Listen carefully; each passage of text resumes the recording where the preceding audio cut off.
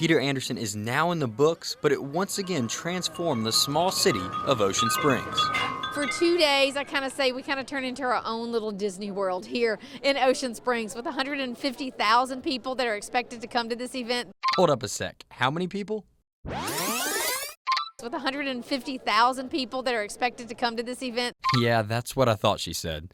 And to give you some perspective, that's 48,000 more people that squeeze into the small town of Ocean Springs than in Death Valley on a Saturday night in Baton Rouge. And with that many people in the downtown area, it should come as no surprise that local businesses look forward to the festival every year. It's the busiest weekend of the year. We have people from all over the country that come in. It's amazing. The streets are so packed you can barely walk. We just have so many people come in here, and it's great advertisement. Right next door, Leather and Pearl's owner Alma White said her establishment sees the same bump with clothes flying off the rack. It is a big boost year in and year out, and I cannot wait to see all the people that come in and all the new vendors every year. While each year there are dozens of new vendors, many have been coming back for over a decade. That includes Rick and Tina Lorenza. If you create something that makes people smile, that's really a big deal. And if you can make them laugh, it's even a bigger deal. So our art is whimsical in nature, so it does make people smile. I mean, we all need to smile more. The opportunity to smile is a big reason why people from far and wide visit Peter Anderson. Yet perhaps none smile brighter than those who were born and raised in Ocean Springs. It's really amazing just to see all the people and meet the people from out of town, from all across the country, hear their stories and listen, about how they love Ocean Springs, how they love this city, our class, our culture that we've formed here over the past couple of years with this festival. It's just really amazing. A sentiment that is shared by many, as the festival is expected to have its largest attendance in its 41-year history. Reporting in Ocean Springs, Tristan Rupert, WLOX News Now. It's most definitely the hardest thing I've ever done in my life. It's something new every day. They're testing us in different ways every day, mentally, physically. This is definitely some of the hardest training I've ever experienced. Every day is a new day, new challenge. It's more mentally tough than anything. I thought I was mentally tough coming into this, and by far, like I said, this is some of the most grueling stuff you've ever can experience. It's more than adding the wet stuff to the hot stuff. It's you got to know when you can add water, you got to know when you can't add water, you got to know when you have to add foam or various other chemicals. A challenge that is made even more difficult when you factor in the 100-degree heat. It's hard. It's hot, obviously. Everybody knows it's the middle of summer. These summer classes are always brutal. But how hot is it during some of their training exercises? 400 degrees is being polite. We're up into 600, 800s just in a training scenario. So you can only imagine the fatigue that the summer heat puts on you is excruciating. To get used to the rigors of the job, recruits routinely train in full gear. And while it's anything but fun, it's an absolute necessity as they continue to practice for what it's like out in the real world. We like to vary their physical training. The main thing is getting them in the gear and getting their body used to wearing that gear and working in that gear. A lot of people want to be a firefighter. Young kids dream about being a firefighter. Young kids dream about being where these guys are today. But if you're not ready for it, then it's going to show. And they are doing everything in their power to get the recruits ready. Reporting in Gulfport, Tristan Rupert, WLOX News Now.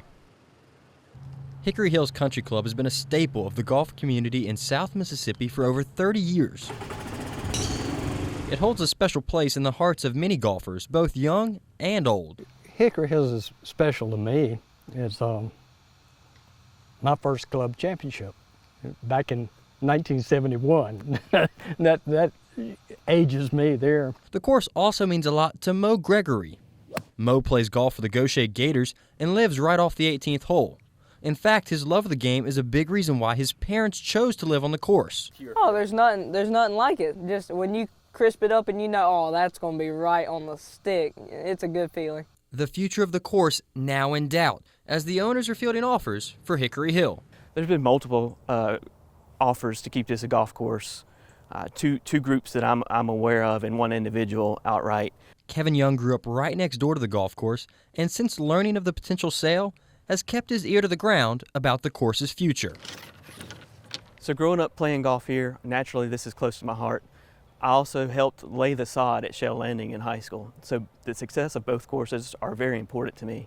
However, ever since this ownership group has taken ownership of the two courses, I've consistently seen improvements and money put into one course, and it's not Hickory Hill. There are nearly 200 homes in the vicinity of the course, but fewer than 10 people who live nearby are members. Reporting in Jackson County, Tristan Rupert, WLOX News Now. If you blinked, you might miss them. All you'd see is the vapor trails they left behind, or the occasional bird trying to get on camera.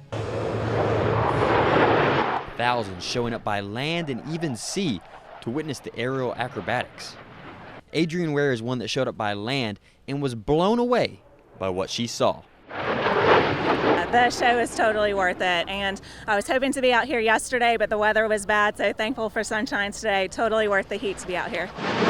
Luckily, the sun was shining bright, which gave everyone the opportunity to watch all the stunts and even pick out their favorites. My favorite part would have had to be when towards the end, whenever they all came together and just flew at us.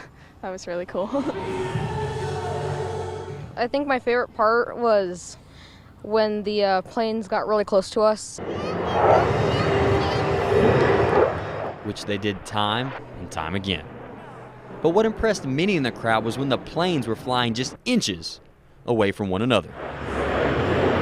When they fly by each other and they look like they're about to hit, but then they twist, yeah, that's my favorite. When they're coming from opposite directions and then they flip over each other, that is just mind-boggling how they can do that at the speeds that they're doing that at. Many were left mind-boggled on their way home. This marks the second straight year that South Mississippi has enjoyed a spectacular air show. Reporting in Biloxi, Tristan Rupert, WLOX News Now. I was actually afraid.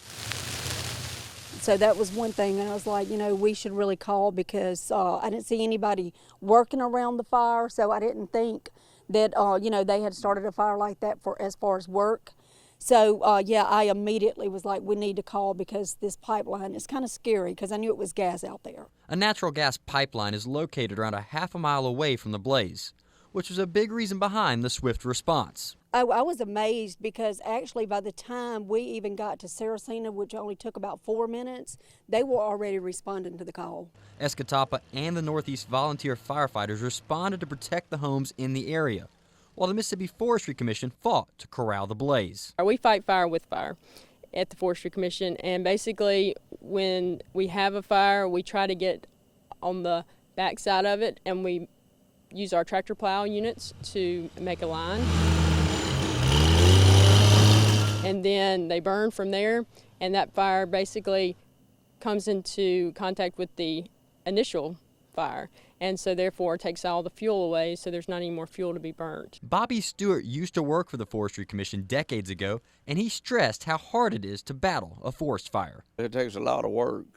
You got to have dozers and a man with a flap to go around flapping it where it won't jump the fire line and stuff like that. There's a lot of work in it. The crew's up to the task, though, as they continue to corral the flames. So we are at 75% contained as of now, but in the next few days you will see smoke and fire because of the extreme drought. This fire's not going to go out anytime soon. Reporting in Helena, Tristan Rupert, WLOX News Now.